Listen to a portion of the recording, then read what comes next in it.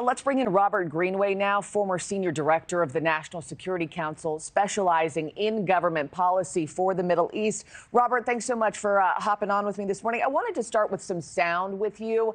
Anti-Israel activists were chanting "Hands off Iran," "Death to Israel," "Death to America" in Farsi, like Kelsey was just laying out in her report there. The night of Iran's missile attack, they were here in Chicago. Let's take a listen.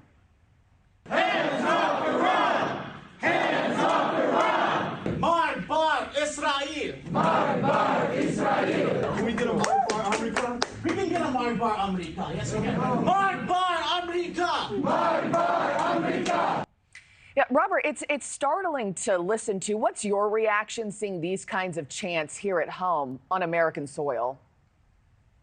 Well, thanks for having me, Markie. I think my first thought is that while we were successful at stopping the barrage of Iranian missiles headed into Israel just this past weekend, we've been utterly unsuccessful at keeping Iran's agents and other terrorist organizations from exploiting our open borders in the United States. Over 700 individuals on the terrorist watch list have infiltrated, and this is a signal unmistakably to us that they are present, they are here, and they have operational capability. And if the situation escalates, and it very likely will, they could be employed doing a far more than protesting visibly.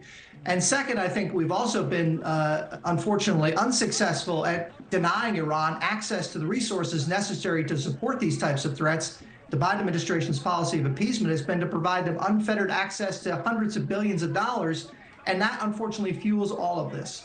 And is this Death to America movement something that's growing larger that we should be concerned about?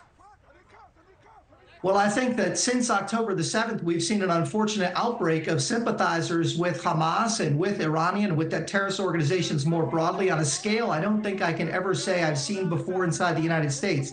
And again, look, a number of these individuals are being manipulated. I have no idea what Marbag Israel or Marbag America means, but there are a number of individuals that do. And unfortunately, they feel and they are being allowed access to creating these types of disturbances. And there's, again, an absence of law enforcement. Look, it's mind-boggling to me that this doesn't attract the sort of federal attention that it should, and perhaps their attention is diverted elsewhere. But this is exactly the type of threat that needs to be enforced. And when you bring up federal attention, and brings me to my next question for you, these protests on Monday at the Golden Gate Bridge, Chicago O'Hare International, they were all in support of Palestine. Some had flags that read "Our taxes are funding genocide." You know, they aligned this with Tax Day yesterday. Do you actually find that these kinds of coordinated protests have real impact on matters of warfare, policy, decision-making in Washington at the federal level? Well, I do think it's part of the broader concern on the part of the administration in terms of votes, especially in key areas where they anticipate the election in November will be decided. And I think it is having an impact on their policy. They've sent some of their national security officials out to Michigan to talk to potential voters, which itself is an incredibly unusual and almost unprecedented step. And I think they are shaping their policy based on it. Unfortunately, it's not having a positive impact internationally.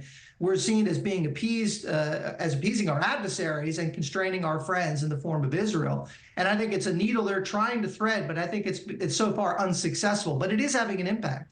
Yeah, and I know law enforcement, cities across the country on standby, waiting for more of these protests as we await to see what Israel's plan of attack might be. Robert Greenway, thank you so much for being with me this morning. Thanks for watching, everybody. Go to joinnn.com to find NewsNation on your television provider. Also, don't forget to click that red subscribe button below to get more of NewsNation's fact-driven, unbiased coverage.